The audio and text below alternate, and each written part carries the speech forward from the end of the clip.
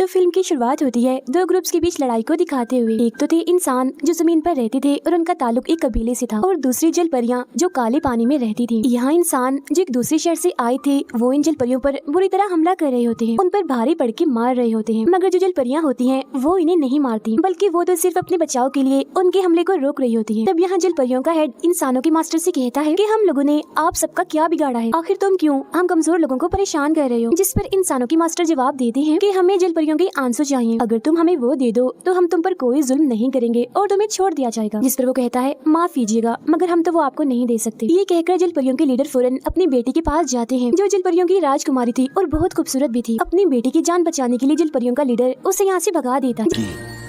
इसके बाद इंसान वहाँ के सभी लोगों यहाँ तक कि जल परियों के लीडर को भी मार देते हैं और सभी जल परियों को कैद करके अपने साथ अपने शहर ले आते हैं। अगले सीन में हम इंसानों के मास्टर के बेटे जियांग को देखते हैं, जिसके पास उसका दोस्त आता है और बताता है कि तुम्हारे डैड काले पानी गए थे और वहाँ से बहुत सारी जल परियों को कैद करके लाए हैं। इसके बाद हमें वही जल परियां दिखाई जाती हैं जिन पर सिपाही बहुत जुल्म कर रहे होते हैं, बड़ी बेरहमी से उन्हें मार रहे होते हैं ताकि वो रो पड़े तो उनके आंसू ये हासिल कर सके। सिपाही ये सब एक लड़की लो चैंग के कहने पर कर रहे थे क्योंकि वो मास्टर की सबसे करीबी थी और उसका ही कहा माना जाता है। वो जियांग के दोस्त की बहन भी, जिसके बाद वो खुद भी उठती है और जोर जोर से जल परियों को मारने लगती है और वो जल परियां रोती हैं तो उनकी आंखों से आंसू निकलने लगते हैं। आंखों से बाहर आते ही वो कीमती और चमकदार मोतियों में बदल जाते हैं। अब इस तरह से करके वो बहुत सारे आंसू इकट्ठे कर लेते हैं। इसके बाद मास्टर और लो चैंग को आपस में बात करते हुए देखते हैं। तभी यहाँ जियांग भी आता है जो अपने डैड यानी मास्टर पर बहुत गुस्सा होता है और कहता है कि डैड आपने मुझसे वादा किया था कि आप कभी भी जल परियों को नुकसान नहीं पहुँचाएंगे, मगर आपने क्या किया, अपना वादा तोड़ दिया। जल परियों को उठा कर ले आए और उन पर जुल्म भी कर रहे हैं, बहुत बुरे। उसकी बातें सुनकर तभी अचानक मास्टर खांसने लगते हैं। देखने से ऐसा लग रहा था कि उनकी तबीयत काफी खराब है, इसीलिए लो चैंग उन्हें कुछ गोलियां खिलाती है। तभी जियांग उसे अलग साइड पर ले जाकर पूछता है कि मेरे डैड की तबीयत ठीक नहीं लग रही, क्या हुआ इन्हें। वो कहती है हाँ सच में आपके डैड बहुत बीमार, उनका इलाज हो रहा है जो सिर्फ जल परियों के आंसू से ही किया जा सकता है, इसीलिए हम काले पानी गए और जल परियों को ले आए। जिस पर जियांग कहता है तुम लोगों को जो भी चाहिए था इन्हें जल परियों के आंसू वो तुम्हें मिल गए है ना, इसीलिए प्लीज मेहरबानी करो और उन जल परियों को छोड़ दो। वो कहती है आप छोटे हैं अभी इसीलिए समझ नहीं पा रहे और ना ही आप जल परियों के बारे में जानते हैं कि वो कितनी खतरनाक हैं। अगर हमने उन्हें छोड़ दिया तो वो बाद में जरूर आए हम सबसे बदला लेने के लिए और ना जाने कितने मासूम लोगों को मार डालेंगे, इसीलिए आई एम सॉरी हम उन्हें नहीं छोड़ सकते। फिर इन बातों के बाद जियांग के डैड उसे वहाँ से जाने का कह देते हैं कि आप जाएं, हमने लो चैंग से कोई बात करनी है। तो वो यहाँ से चला जाता है। फिर उसके डैड लो चैंग से कहते हैं कि अभी जियांग छोटा है इसीलिए नादान है, कुछ भी नहीं समझ रहा वो, मगर दिल का वो बहुत अच्छा है और क्योंकि उसे एक दिन मास्टर बनना ही है इसीलिए मैं चाहता हूँ कि जैसे तुमने मेरा साथ दिया, मेरी सेवा की है, तुम वैसे ही जियांग का भी साथ दो, उसकी भी सेवा करो। और हाँ मैं भी सुबह की मीटिंग में ये ऐलान कर दूंगा कि मेरे बाद मेरा बेटा मास्टर होगा और वो ही मेरी जगह पर बैठेगा और तुम भी जाकर सो जाओ, आराम कर लो, थक गई होगी। तब लो चैंग कहती है ठीक है मास्टर, जैसे आपने कहा वैसा होगा, आपका हुक्म हमेशा माना जाएगा, मैं कभी आपको मायूस नहीं करूंगी। ये कहकर वो यहाँ से जाने लगती है, मगर उसका चेहरा देखकर हमें ये समझ आ जाती है कि वो जियांग के डैड के इस फैसले से खुश नहीं है कि जियांग मास्टर बने। फिर मास्टर भी अपने कमरे में चले जाते हैं, जहाँ तभी उनके पास जियांग आता है जो उनके लिए चाय लाया था। वो कहता है ये चाय लो चैंग और उसका भाई पहाड़ों पर से लाए हैं, ये बहुत अच्छी है, जिसे पीकर अब जल्द सेहतयाब हो जाएंगे। फिर तो मास्टर चाय पीने लगते हैं और जियांग से कहते हैं बेटा मैंने आपसे कोई जरूरी बात करनी है। जियांग कहता है जी डैड कीजिए, मुझे भी आपसे कोई बात करनी है। और फिर वो अपने डैड से पूछता है अच्छा आप लोगों ने अपना काम कर लिया हो तो क्या हम उन जल परियों को छोड़ सकते हैं, बहुत जुल्म कर लिया उन पर, अब बस कर दीजिए। जो सुन उसके डैड नाराज हो जाते हैं और कहते हैं तुम ऐसे ही फजूल बोले जा रहे हो, कुछ नहीं जानते तुम इस सब के बारे में जो हम कर रहे हैं। जल परियां बहुत ही खतरनाक होती हैं, वो इंसान का रूप लेकर जमीन पर आती हैं और एक के बाद एक इंसान को मारती जाती हैं। वो तो अच्छा हुआ मुझे लो चैंग ने इस सब के बारे में बता दिया, वरना तुम्हारा वादा पूरा करने के चक्कर में मैं उन जल परियों को ऐसे छोड़ देता और उनके साथ कुछ न करता। तब जियांग कहता है आपकी सोच गलत है, जल परियां इंसानों को नहीं मारती, सुनी सुनाई बातों पर आप यकीन मत किया करें डैड। जो सुन उसके डैड गुस्सा हो जाते हैं और कहते हैं क्या मैं तुम्हें पागल नजर आ रहा हूँ। इतना कहते ही उनके सीने में दर्द होने लगता है और देखते ही देखते अचानक से ही उनकी मौत हो जाती है। उनके मरते ही लो चैंग बहुत सारे सिपाहियों को लेकर उस कमरे में आ जाती है और जियांग पर इल्जाम लगाते हुए कहती है ये तुमने क्या किया, अपने ही बाप को मार दिया। फौरन बाद सिपाहियों से कहकर उसे कैद करवा देती है, जहाँ तभी उसे उसका दोस्त मिलने आता है। तब जियांग उसे बताता है कि ये मैंने नहीं किया, मैंने अपने डैड को नहीं मारा। उसका दोस्त कहता है जानता हूँ मैं, मुझे तुम पर यकीन है जियांग, और एक खबर मैं तुम्हें देने आया हूँ, तुम्हारे डैड की मौत के बाद मेरी बहन यानी लो चैंग मास्टर बन गई है। जो सुन जियांग काफी हैरान हो जाता है और कहता है कि मुझे लगता है कि मास्टर बनने के लालच में लो चैंग ने ही मेरे डैड को मारा है जहर देकर, ताकि उसका रास्ता साफ हो जाए, क्योंकि उस वक्त वो बिल्कुल ठीक थे। इसीलिए प्लीज तुम कैसे भी करके मुझे यहाँ से निकालो, ताकि मैं लू चैंग के खिलाफ कोई सबूत ढूंढ सकूं। जो सुन कुछ ही वक्त के बाद उसका दोस्त जियांग को वहाँ से निकाल देता है, जिसके बाद फौरन वो लू चैंग के कमरे में जाता है और पूरे कमरे की तलाशी लेने लगता है, जहाँ तभी उसे एक बर्तन में जहर मिल भी जाता है। मगर तभी इधर लू चैंग और उसके बहुत सारे सिपाही आ जाते हैं। जियांग उन्हें वो जहर दिखाते हुए कहता है ये वही जहर है जो मेरे डैड को दिया गया था और ये काम लू चैंग का है। मगर कोई भी सिपाही उसकी बात का यकीन नहीं करता, इसीलिए जियांग को वहाँ से भागना पड़ता है, जहाँ वो उस जहर को महल में ही छुपा देता है। इसके बाद हम अगली सुबह का सीन देखते हैं, जहाँ भागकर जियांग एक नदी के पास आ गया होता है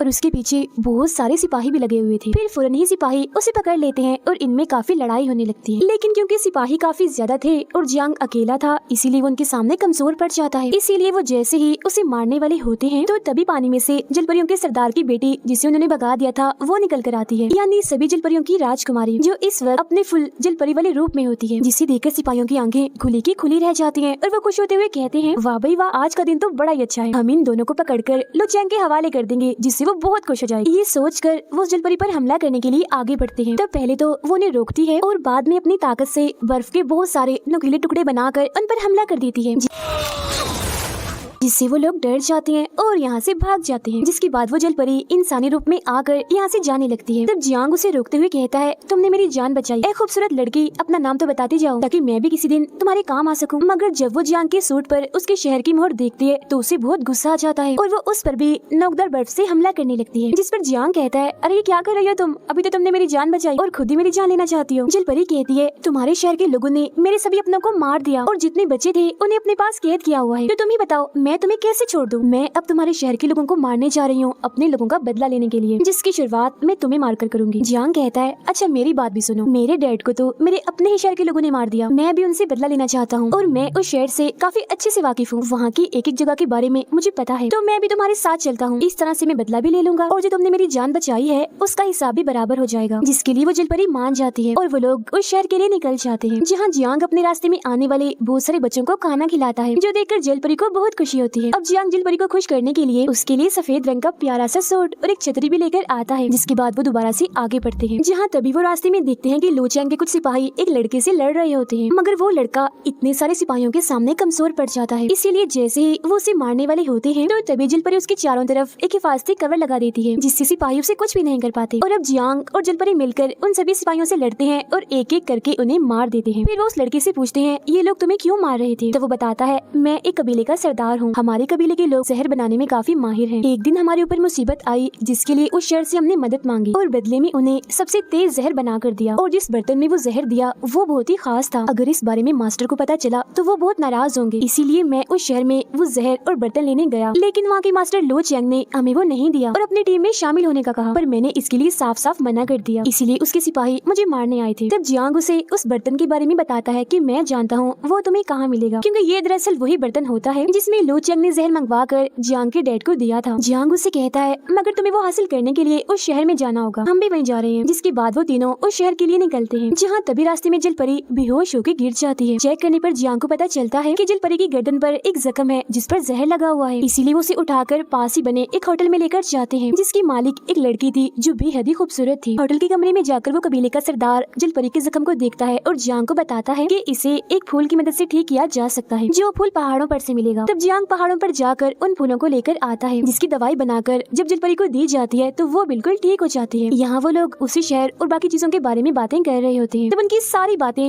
होटल की मालिक सुन लेती है। कुछ वक्त के बाद हम देखते हैं कि होटल की मालिक उस लड़की को एक आदमी परेशान करने लगता है। तब उसे बचाने के लिए कबीले का सरदार अपनी बांसुरी बजाकर बहुत सारे सांपों को वहाँ बुला लेता है।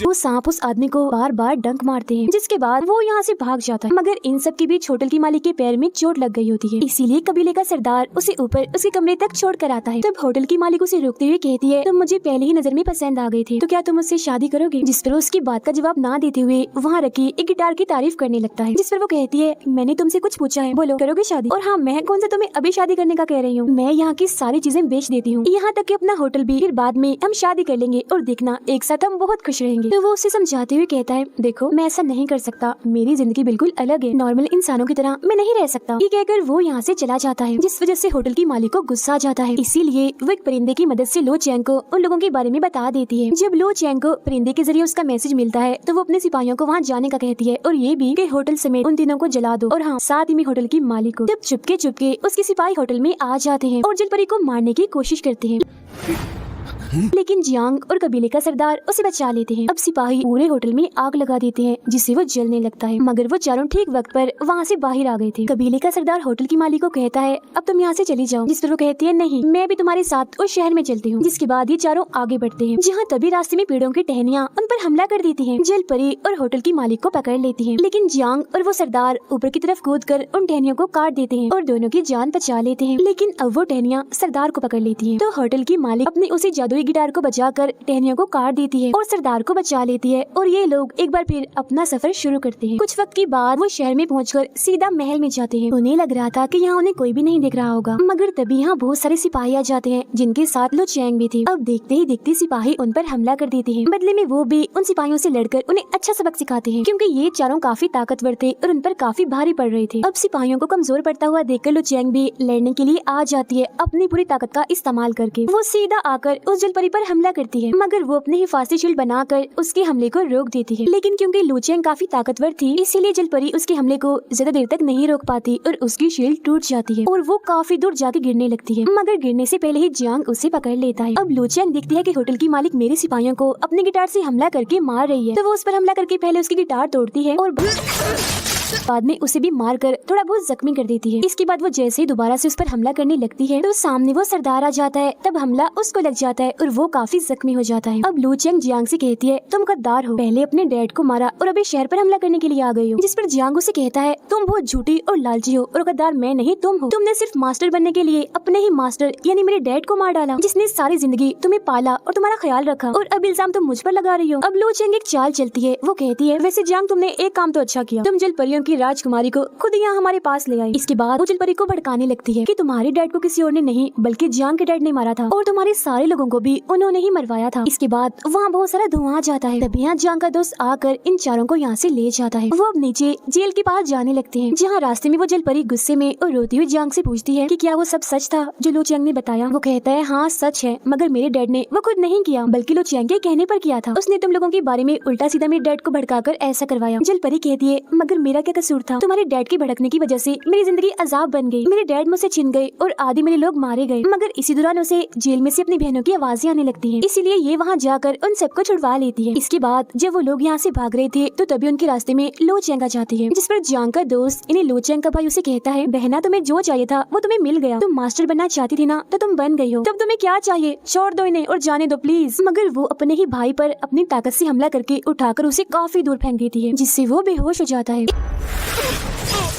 इसके फौरन बाद लो चैंग के सिपाही उन पर हमला करने लगते हैं, मगर जलपरी एक बार फिर अपनी ताकत से बर्फ के नुकीले टुकड़े बनाकर उनकी तरफ करती है और हमला करने से रोक देती है। मगर तभी यहाँ लो चैंग भी अपनी ताकत का इस्तेमाल करके जलपरी की रुकावट को तोड़ देती है, जिसके बाद उन चारों और सिपाहियों के बीच एक काफी बड़ी लड़ाई छिड़ जाती है। अब लो चैंग जलपरी पर हमला करती है, मगर बीच में आकर जियांग उसे बचाने की कोशिश करता है, जिसके बाद वो दोनों मिलकर लो चैंग से लड़ने लगते हैं, मगर वो काफी ताकतवर थी इसीलिए वो उसके सामने नहीं टिक पाते, तो लो चैंग उन पर हमला करके दूर फेंक देती है। और अब जैसे वो जलपरी में अपनी तलवार घुसाने लगती है तो बीच में जियांग आ जाता है और वो तलवार उसके आर पार हो जाती है। ये देख जलपरी को बहुत गुस्सा आ जाता है और वो जोर से चिल्लाती है, जिससे लो चैंग और उसके साथी काफी दूर जाके गिरते हैं। अब जियांग जलपरी से कहता है, तुमने मेरी जान बचाई थी, लो देखो आज मैंने तुम्हारी जान बचा ली, तो मतलब आज हिसाब बराबर। मगर उसे जख्मी देकर जलपरी रोने लगती है और उसकी आंखों से आंसू निकल आता है, जिसके बाद उसका जिस्म गायब हो जाता है और उसकी सारी ताकत उस आंसू में चली जाती है। और अब जैसे ही वो आंसू जियांग के अंदर जाता है तो वो बिल्कुल ठीक हो जाता है, जिसके बाद हम देखते हैं कि वो जलपरी अब सिर्फ एक छोटी सी मछली बन गई है। तब लो चैंग पीछे से आकर जियांग पर हमला करती है,